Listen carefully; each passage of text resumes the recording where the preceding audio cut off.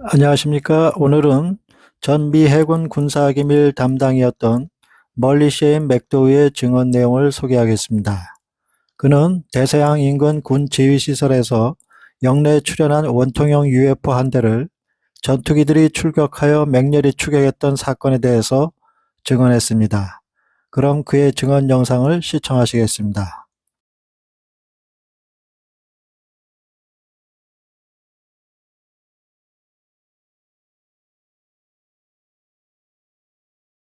I was granted, after a 6-month wait, a top secret special compartmented intelligence clearance with a zebra stripe identification badge, which permitted access to all facilities on the base at all times.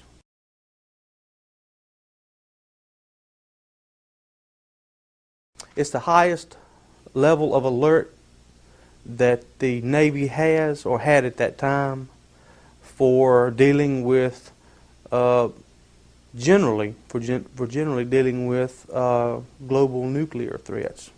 When you set a condition zebra, whether it's a drill or not, people who are not authorized to be there who do not have a zebra access badge, it's a zebra stripe badge on your clearance badge, they have to leave the command facility, and we have Marines stationed outside the building there, in the building and as well as outside, that were under orders to shoot any unauthorized personnel that remained in the command center. They would announce it beforehand: this is a drill, set condition zebra. And unauthorized personnel would be escorted out of the command center if they didn't already know that they had to leave. But they turned the lights down this time, and they didn't say this is a drill. There's a door right here, and this guy, the Marine, comes in and wants to know what's going on. Is this a drill or so forth? They've got orders to start shooting people. And I know because I actually got the junior OOD's attention and said, hey, you guys need to tell this guy something. He's ready to start shooting people, because they haven't told him to stand down yet, and which he did. And I remember, wanting to just get the hell out of there.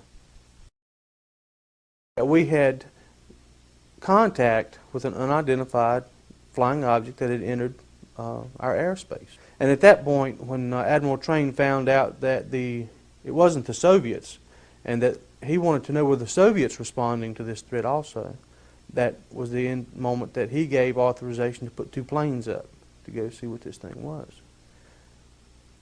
Pilots, you could hear the pilots' live voice transmissions being piped into the command center, visual confirmation on the object, description of the objects. Pilots were able to close a couple of times and be able to see that the object was not an aircraft that we were familiar with, was nothing that we had, was nothing the Soviets had, and that was determined very quickly. This thing absolutely had complete control of the situation and could just be wherever it wanted to be just in a matter of seconds. One minute we're closing on it off the coast of Maine. The next minute it's in Norfolk, headed south towards Florida.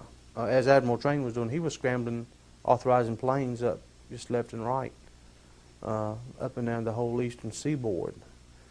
It headed out over the Atlantic, towards the Azores. I do remember them saying that it had pulled up at a 66-degree angle as it approached the Azores, like this, and it just pulled up at a 66-degree angle without slowing down or anything, and left the atmosphere, just was gone. It just took off into space and was gone, and just like that. The only descriptions that I recall that the pilots actually made were that they could not find any markings on the aircraft. They could not find any visible signs that the thing had wings, a tail, windows, a cockpit, or anything like that, or any markings from any country.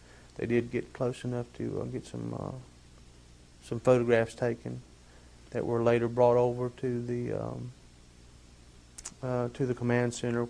Well, from the photograph, I could remember the shape. What I would have said would have been, I would say, a cylinder. I would say a cylinder because it was abrupt. It had abrupt ends. The ends didn't taper down like most aircraft.